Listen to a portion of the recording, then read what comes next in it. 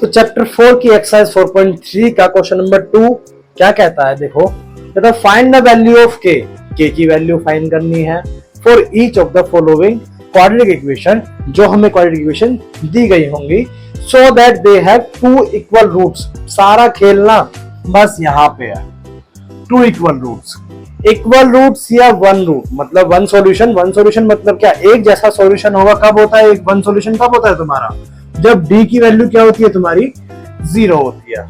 ठीक है, तो क्या होते हैं वन सॉल्यूशन होते हैं, मतलब equal solution, two equal solution. अलग अलग कब होंगे, जब 0 से बड़ा होगा। ठीक है ना, मतलब कि d की वैल्यू अगर तुम्हारी पॉजिटिव होगी मतलब 0 से बड़ी होगी, या तो यहाँ पे ऐसे लिख लो d की वैल्यू बड़ी है 0 से, इस तरीके से। ठीक है, अगर ये केस होता है तो टू इक्वल रूट्स नहीं बोलेंगे उसको, क्या बोलेंगे फिर उसको, टू सॉल्यूशन, मतलब टू डिफरेंट रूट्स। ठीक है, अलग अलग रूट्स होंगे। अब इक्वेशन में क्या दे रखी है, 2x² plus kx plus 3 is equal to में 0। तो इसमें सबसे पहला काम क्या होता था हमारा, a की वैल्यू बताना। a कितना है हमारा 2 है ना, a मतलब क्या होता है x² का कोएफिशिएंट, x² के साथ वाला। अब b की वैल्यू क्या हो जाएगी, b की वैल्यू हो जाएगी आपकी क्या k, और c की वैल्यू क्या हो जाएगी आपकी 3। c माने कांस्टेंट, c माने कांस्टेंट। ठीक है, अब हमारा काम क्या था, d निकालना। ठीक है, d कैसे निकालते हैं, हमारा फॉर्मूला क्या होता है, b² माइनस 4ac, ये होता है हमारा फॉर्मूला। अब वैल्यूज रखो भाई, b² मतलब क्या, b की वैल्यू रखनी है, क्या हो जाएगा ये k² हो जाएगा, है ना, और यहाँ पे माइनस फॉर्मूले का 4 का 4, a का मतलब क्या हुआ, a का मतलब हो गया यहाँ पे 2, और c का मतलब क्या हो गया यहाँ पे 3। ठीक है, कब बोला उसने, so that they have two equal roots. Equal roots कब बताया मैंने, जब d आपका 0 हो, मतलब क्या हो, d आपका 0। ये चीज समझनी थी बस, और कुछ भी नहीं है इसमें। d की वैल्यू 0 हो गई, यहाँ पे देखो k² और k² आ गया, और यहाँ पे क्या हो गया 4 2 8, 8 3 24, ये आ गया। ठीक है, अब जरा इसको सीधा करके लिख लेते हैं, क्या हो जाएगा, k² minus 24 is equal to में 0। अब ये इक्वेशन टाइप बन गई, माइनस 24 है इज इक्वल टू के उधर भेजो, क्या हो जाएगा, प्लस का 24 हो जाएगा, स्क्वायर उधर जाएगा तो क्या होगा, स्क्वायर इज इक्वल टू के उधर जाता है तो क्या होता है, रूट हो जाता है। तो यहाँ पे क्या हो गया, k इज इक्वल टू में रूट 24, और रूट जो होता है वो किसका होता है, प्लस माइनस का होता है। ठीक है, अब 24 को क्या करना है, स्क्वायर रूट निकालना है। 24 के रूट्स क्या हो जाएंगे, एलसीएम निकालो इसका पहले, 12 2 6 2 3 2 और 3 1। ठीक है, अब जिसके जोड़े बन रहे हैं उसको क्या करते हैं हम, रूट के बाहर लिखते हैं। तो 2 के जोड़े बन रहे हैं, 2 को बाहर लिख दिया। इन दोनों के जोड़े नहीं बन रहे तो इन दोनों क्या करेंगे, हम रूट के अंदर लिखेंगे। तो क्या हो जाएगा, k is equal two plus minus 2 बाहर लिख दिया, भाई 2 की पेयरिंग हो रही थी ना, तो 2 को बाहर लिख दिया। रूट के अंदर क्या लिखा, 2 इंटू 3, 2 इंटू 3 वापस क्या हो गया 6। अब देखो चेक करने का तरीका मैंने क्या बताया था कि 2 को पहले अंदर मल्टीप्लाई करो, 2 6 12, 12 आया, अब उसको बाहर मल्टीप्लाई करो, 12 2 24, और हमने 24 के ही रूट्स निकालने थे। तो k की दो वैल्यू हो सकती है, कौन कौन सी, एक तो प्लस 2√6 और एक क्या हो सकती है, माइनस 2√6। ये दो वैल्यू k की हो सकती है। ठीक है, क्वेश्चन इजी था, बढ़ते हैं अपने अगले क्वेश्चन पे। तो क्वेश्चन 2 का सेकंड पार्ट देखो, क्वेश्चन 2 का सेकंड पार्ट में दे रखा है kx होल ब्रैकेट में है क्या, x minus 2 plus 6 is equal to में 0। तो अभी क्या समझ में आ रहा है इस क्वेश्चन को देख के, अभी हम क्या कर सकते हैं भाई, kx जो है वो x माइनस 2 के पूरे के ब्रैकेट में है, मतलब मल्टीप्लाई में है। तो सिंप्लीफाई करो बस, सिंपल, इसको इससे मल्टीप्लाई करा क्या आ जाएगा, kx² आएगा कि नहीं आएगा। अब kx को माइनस 2 से मल्टीप्लाई करो तो क्या हो जाएगा, ये 2kx होगा कि नहीं होगा भाई। माइनस 2 को जब kx से मल्टीप्लाई करोगे तो 2kx, भाई इस पूरे को वेरिएबल समझो ना पूरा एक, तो kx पीछे लग गया, 2 आगे लग गया, और प्लस 6 आपका अलग से चल ही रहा है। बन गई आपकी इक्वेशन। सबसे पहला काम था इक्वेशन बनाने का, इक्वेशन बना ली। फिर हमारा काम क्या होता है, वैल्यूज बताने का। a क्या होता है, x² कोएफिशिएंट होता है, तो x² के साथ वाले में देखो क्या है, k है, सिंपल k लिख दो। ठीक है, फिर b के साथ में क्या होता है, b मतलब क्या, x का कोएफिशिएंट, तो x के साथ में क्या है, -2k है।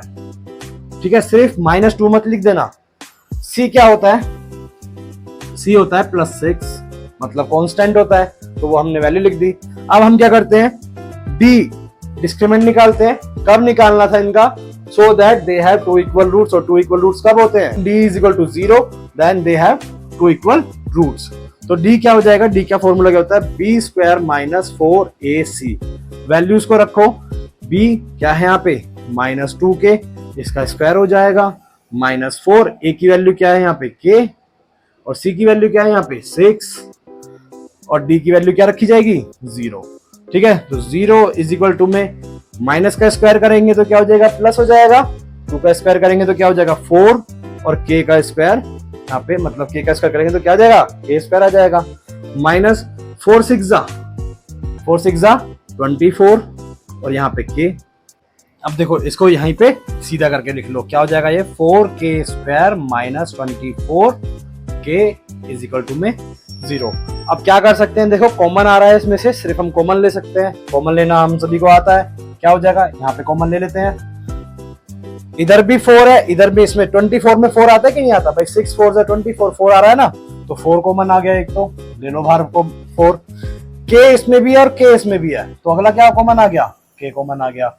अब देखो 4k तो तुमने बाहर ले लिया, यहाँ पे 2k 2k थे ना, तो 1k तो बाहर चला गया, अंदर क्या बचा, 1k बचा, तो उसको हमने अंदर लिख दिया। साइन क्या है माइनस का, तो माइनस ले लिया। यहाँ पे 24k था, 24 किसके, देखो कैसे लिखोगे आप इसको, 6 × 4, भाई 24 को ऐसे ही लिख सकते हो। अब 4 तुम्हारा बाहर चला गया, क्या बचा यहाँ पे 6, तो 6 का 6 लिख दिया, और यहाँ पे k जो था ये वाला, ये तुम k बाहर ले गए तो कुछ बचा ही नहीं, इजिकल टू में क्या बचा यहाँ पे 0। ठीक है, अब क्या करना है, सिंप्लीफाई करने के लिए, या तो देखो ऐसा करो, आंसर सही आएगा वैसे भी, इस 4k को मल्टीप्लाई में इज इक्वल टू के उधर ले जाओ, 0 हो जाएगा, क्या बचेगा तुम्हारे पास k - 6 इज इक्वल टू में 0। अब -6 को तुम उधर लेके जाओगे इज इक्वल टू k, तो k की वैल्यू क्या आ जाएगी तुम्हारी 6 आ जाएगी। या तो सीधे सीधे ऐसे कर लेना, ठीक है, या फिर कैसे करना, दोनों के मतलब ब्रैकेट को खोलो, 4k इज इक्वल टू में 0, भाई जैसे हम फैक्टराइजेशन में करते थे, जब मिडिल टर्म को स्प्लिट करते थे, ब्रैकेट खोलते थे ना, ये तो कॉमन लिया, तो कॉमन लिया वो हमने खोला, और एक इस ब्रैकेट को खोला, तो क्या आया k - 6 इज इक्वल टू में 0, सिंपल।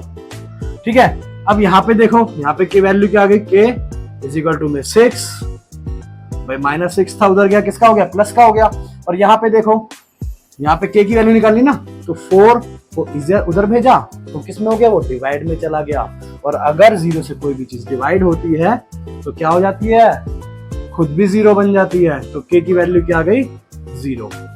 ठीक है, 2 वैल्यू आ गई। अब जरा दिमाग लगा के ये बताओ कि अगर आप k की वैल्यू 0 रखते हो इस इक्वेशन के लिए, ये जो इक्वेशन तुम्हारी बनी थी, तो क्या तुम्हारी वो इक्वेशन क्वाड्रेटिक इक्वेशन रहेगी? लगाओ दिमाग भाई, यहां पे है kx², तुमने यहाँ पे k की वैल्यू क्या रख दी, 0 रख दी, तो क्या होगा, ये पूरा टर्म 0 होगा कि नहीं होगा?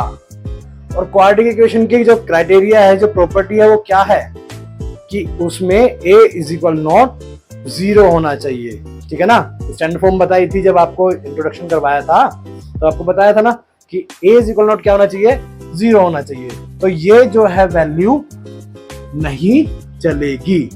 आप क्या वैल्यू रखेंगे, k इज इक्वल टू 6। ठीक है, ये लिख के बता देना बस इनको। सवाल बहुत इजी था, बहुत ज्यादा इजी था। बढ़ते हैं अपने अगले क्वेश्चन की तरफ।